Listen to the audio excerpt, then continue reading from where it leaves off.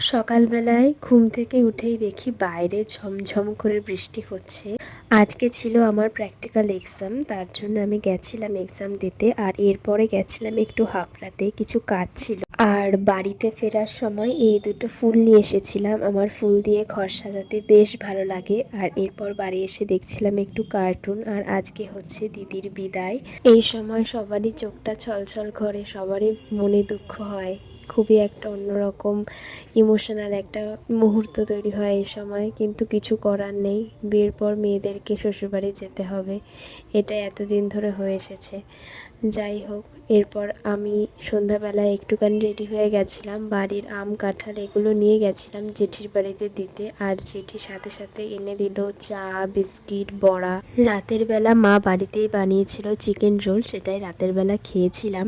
আমার গলাটা একটু বসা বসা লাগছে, আমার ঠান্ডা লেগেছে, তোমরা কিছু মনে করো না। আজকে এই অবধি ভিডিওটা শেষ করছি।